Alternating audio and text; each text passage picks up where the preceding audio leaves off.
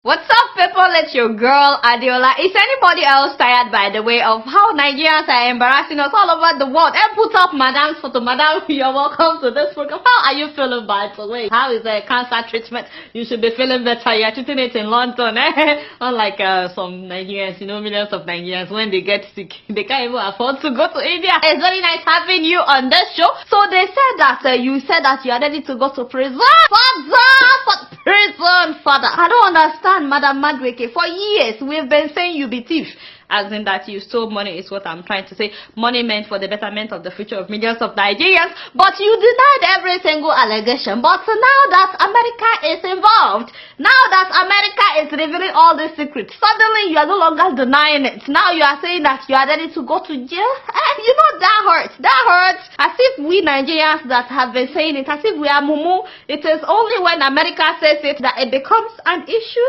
Wait a minute. Oh God, you not told us this. So he said America would know. Whether one person or a group of people steal $20 billion, America will look and say this will get that money there. By the way, this money is part of the missing $20 billion that former President Goodluck Jonathan told us at that time was not missing, because he said that if the money was missing, America would know. So now, Madam is speaking. She exposed how she allocated several oil lifting contracts to Aluko as well as Amokore, despite their lack of technical expertise or capacity to operate the oil mining leases. Yes, they couldn't do it. In fact, they subcontracted it to third party, and then they made tons of money by not fulfilling the obligations stated in the agreement. But she gave it to them because in return, they bought Madam several properties in different parts of the world. I mean, you guys have been seeing several properties allegedly in the name of Alison Madweke. We've been seeing so many $1 million properties in her name. Apparently, this is how she got those properties. And of course, they wired millions of dollars into her account. By the way, I thought I should mention that Madam wants us to know that the furniture that they bought for her was only $4 million. So not more, it's just 4 million. This is for the enemies of progress. All of you that have been saying that she spent a lot of money on furniture, she wants us to know it is not that much. It is only $4 million. Anyway, so with Madweke's help, these people were able to steal $1.7 billion. $1.7 billion. Don't worry, we'll come back to the money. Let's just keep going. So imagine the biggest foreclosure ever in New York City is the property owned by a Nigerian. Just imagine the embarrassment I felt when I heard that. They used our money to buy $50 million apartment here in New York. Please, let Nigerians see what these people used our money to buy. $50 million apartment. And then there was another $80 million that was spent on a yacht. I said, when Beyonce turned 32 and she went cruising with her husband, we did not know that was the that they were cruising on our money. You see, Nigerians, of course she paid. I mean, Beyonce paid like $900,000 or something. So she paid. But the money, as in the yacht, that was our money that was cruising for the 32nd birthday. And let's not forget about the house that he bought in California. He bought that with $24 million. Yes, it is our money. As a matter of fact, he already sold that one. And then the man had 3 private jets. 3, not 1, not 2. What do you do with 3 private jets, by the way? I don't know. 58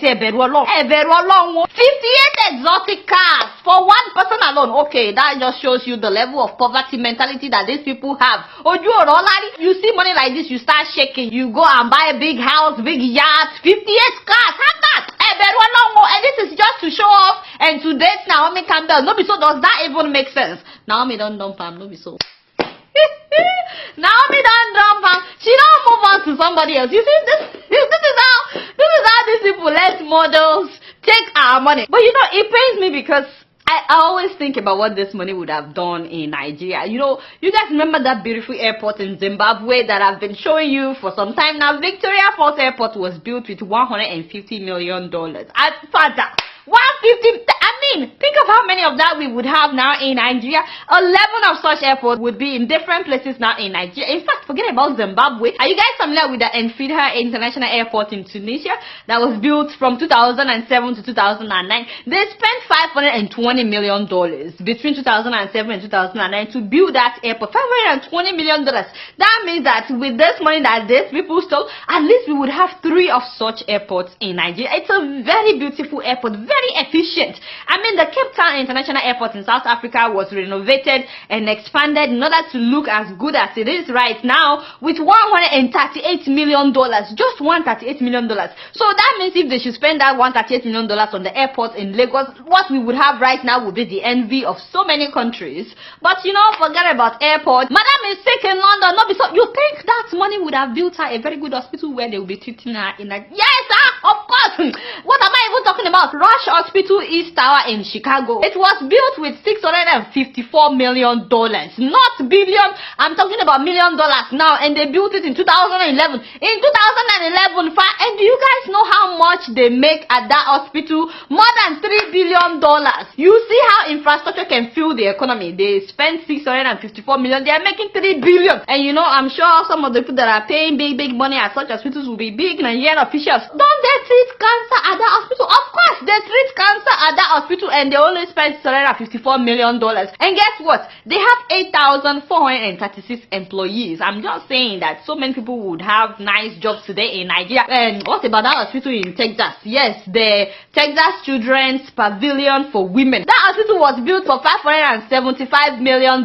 So $575 million. And this was between 2007 and 2012. Only $575 million was the building cost for this really nice hospital, and these people stole almost $2 billion and they spent it on yachts, on cars. This hospital employs 1,789 doctors and 1,366 nurses. Hopefully some of you are starting to realize the impact of what these people are doing. It's not just about the fact that we could have good hospitals and less people would die, but many graduates would have jobs today if only these people would just invest the money in Nigeria. Some people will tell me, why are you telling people to invest in Nigeria when there is no power? So if somebody like this should spend the money to invest on power, don't you think we would have stable electricity by now? I thought they privatized the electricity company. If somebody like this should invest in the electricity company, the electricity would be stable. I can go on all this. Milo Cancer Hospital in Connecticut was built with $467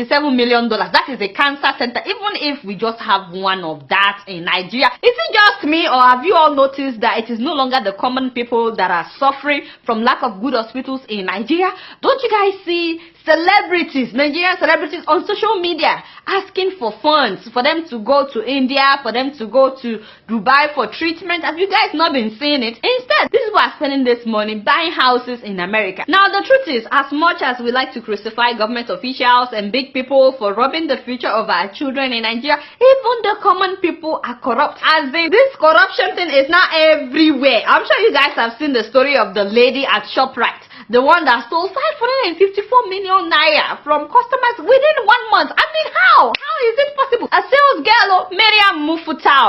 Auntie Moria. Hey, you don't have her photo. Auntie Moria, hey, within 1 month of getting a job as a cashier at a ShopRite, within 1 month of resuming for her job, this girl bought her own POS, so she would swipe customers' cards on it. So instead of the money going into ShopRite's account, it was going into her account. Nigerians, why are we like this? Why? You see, I fear Nigerians. I fear Nigerians. So politicians are robbing us left and right, and now common people are also robbing people. Haba, even a sales girl stole 554 million in 1 month. In 1 month, what was successful?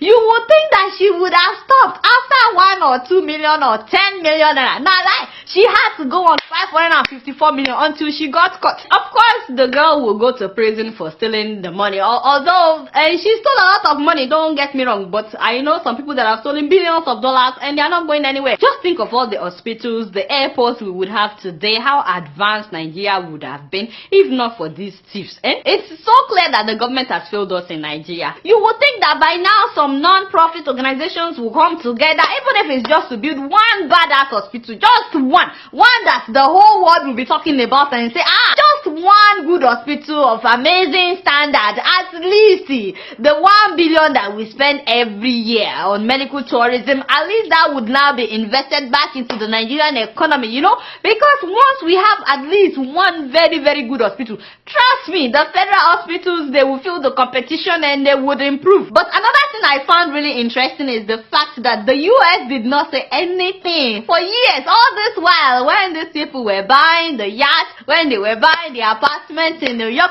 when they were wiring the money into America, and they did not say anything. They've been pumping this money into the American economy. They didn't say anything. It is now that America is talking. I want to know what you guys think. So they have money in America, in UK and Switzerland. Do you think that the US or UK or Switzerland should return the money that had been looted? And do you think they will return it? And if they should return the money to the Nigerian government, what do you think would happen? I want to know what you guys think. But again, you guys don't know much. Guess what? I'm just keeping it real.